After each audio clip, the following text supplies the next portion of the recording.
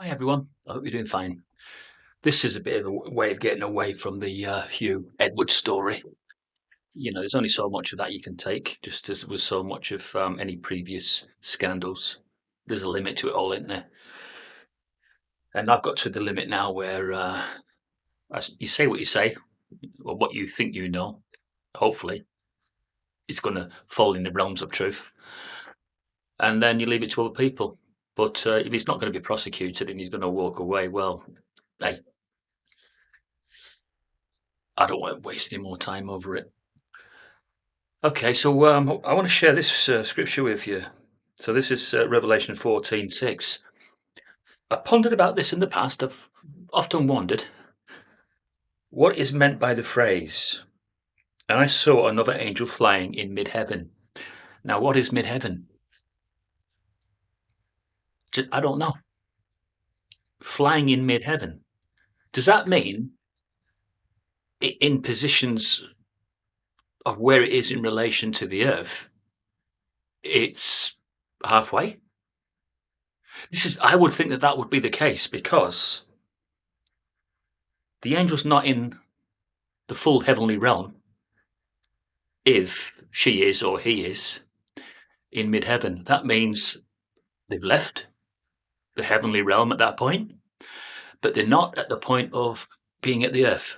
They're just on the sort of outskirts between the two, mid-heaven. That's not the most important thing about the scripture, the position of where that angel is. It has to be where it is to say the message that it has to declare. That's probably the most important thing. The position of where it is best served for the message which it has to give out. And that message it has to give out is, and he had everlasting good news to declare to those who dwell on the earth and to every nation, tribe, and tongue. And that's verse 6. So the angels in mid-heaven is directing a message to the whole wide world, everyone.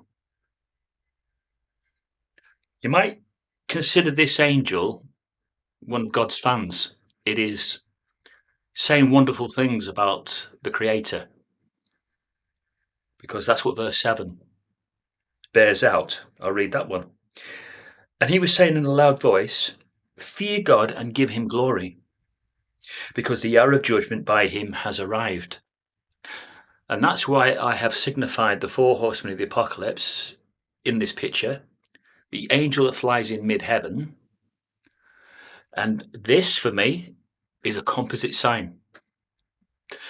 The four horsemen of the apocalypse are still on that ride.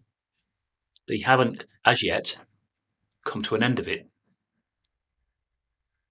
But it's significant to know that the rider of the white horse is leading the charge here. And as I've tried to explain to you before, that's because he started the ride at the same time as the other three. They all rode at the same time. I'm not going into any more detail about that right now, but that's as much as I'm prepared to say about this Revelation scripture, that they all set out on the ride simultaneously. So it has to be something that ties them all in. There has to be a marked event that ties them all in, and that symbolic ride. And our angel that flies in mid-heaven is, is doing the shouting out. I know there's people on the earth today that are equally doing shouting outs about God's messianic kingdom, but this angel that flies in mid-heaven has positioned herself or himself in a position where what they have to say will be heard by the whole inhabited earth. Does that make sense to you, people? It's the best way to explain the timeline of events. And now back to a Hugh Edwards story. See you all.